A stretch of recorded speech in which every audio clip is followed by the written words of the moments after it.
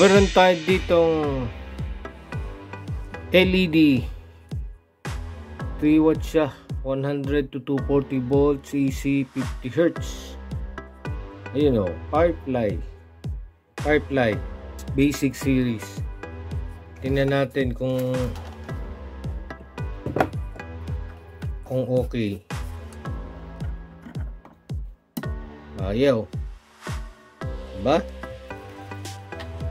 Tingin natin itong CFL, you know. Pero yung LED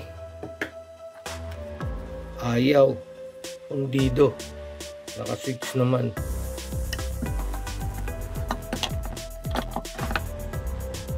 Buksan natin.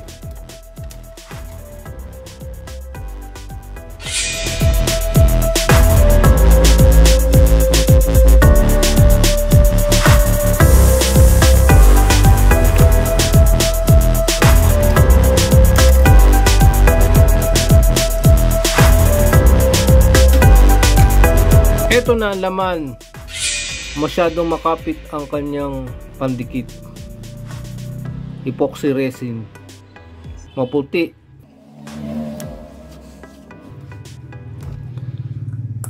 Plastic, 3 lang ang kanyang LED.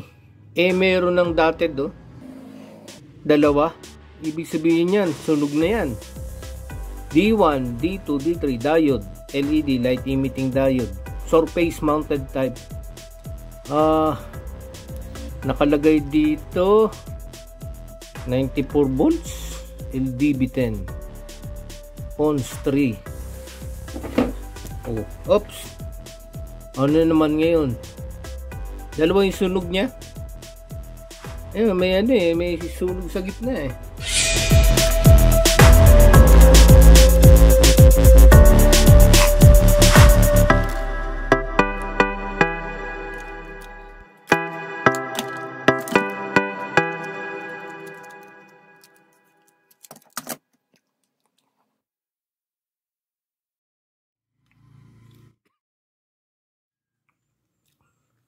Yun yung contact niya.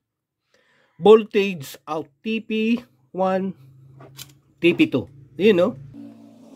Out. At ganon. Saan yun? Yung may metal. Yun yung sunog na kanina . Ayun ang kanyang board. Medyo barado. Bakit?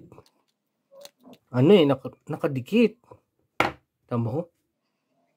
Hindi may hila, nakadikit yung AC. Ito, yari tayo dito. Nakadikit na sa bulb yung connection ng receptacle. Ayun Hala, sunog na yung transformer. Mahina pala ang transformer nito. Ayun hindi umaano. Kailangan sirain na rin yung receptacle. Wala na pag nasira niyan. Sunog yung para sunog Ay nako, hindi siya hackable, repairable. Yan, masisira natin yan. Yun kailangan sirain yung receptacle kaya yan to. Tingnan natin dito. Yun, ayun na. Yung isa sa gilid ay kailangan sirain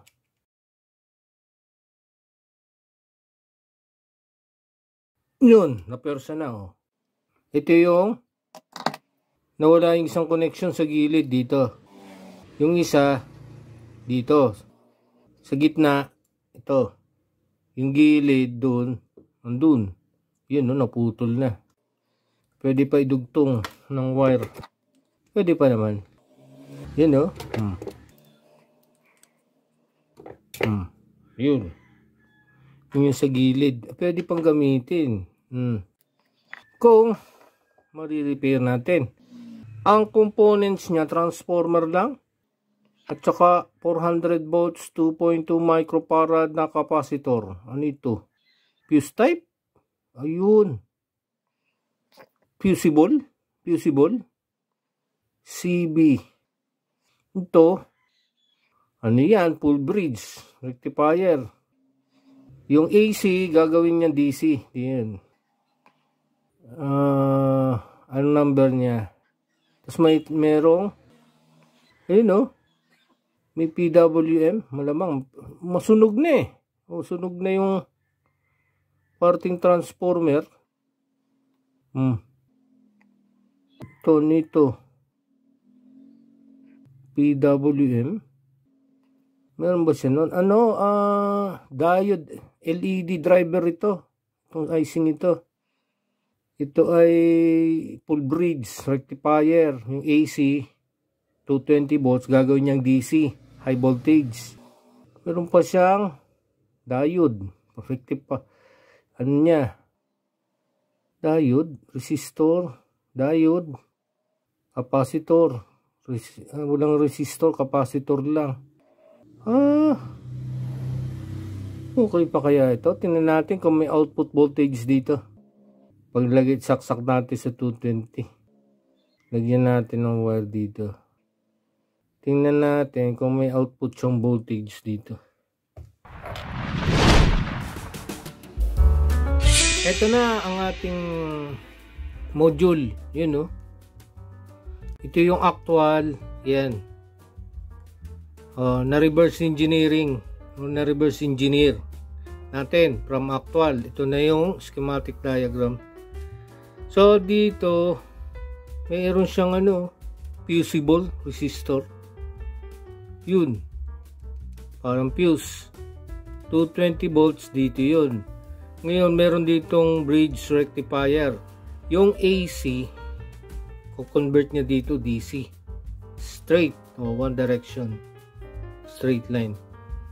In one direction na lang. May capacitor, filter, meron rectifier na diode. Yun itong icing ito. Ano ito LED driver. Siya nagdadrive ng LED dito. Meron pa siyang coil. Yun I-step down pa rin niya yung DC voltage into lower voltage. Kasi nga, tatlong LED yan in series.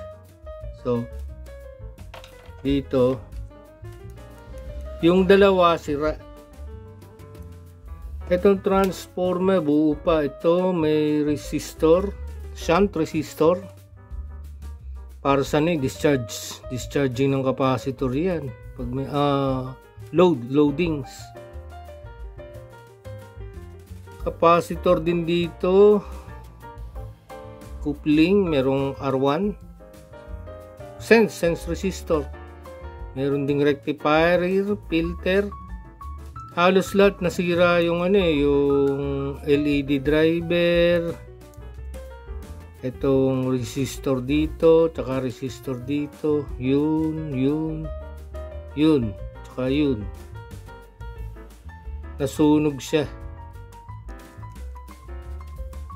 So yung gawa ng gawaan to ng circuit. Ito da-drive niya yung LED. At i-step down ng transformer. Da-drive niya ito. LED driver. Naka-step down pa rin siya. In-step down niya yung voltage. Kasi malilit ang voltahe ng LED. So, iilaw siya. So, from AC, naging DC. Ano siya?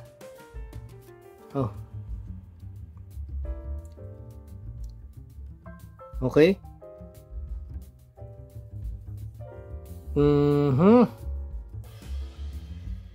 Kaya siya nasira. Dalawang dot. Wala ako reserve nito. Dito marirepair. Nasunog din ang board.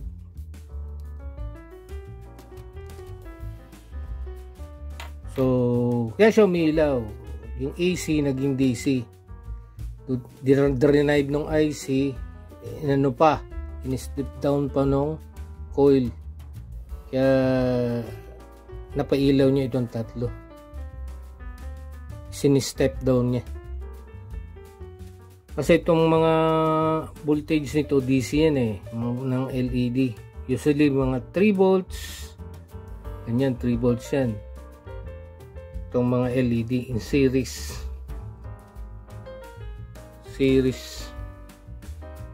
DC.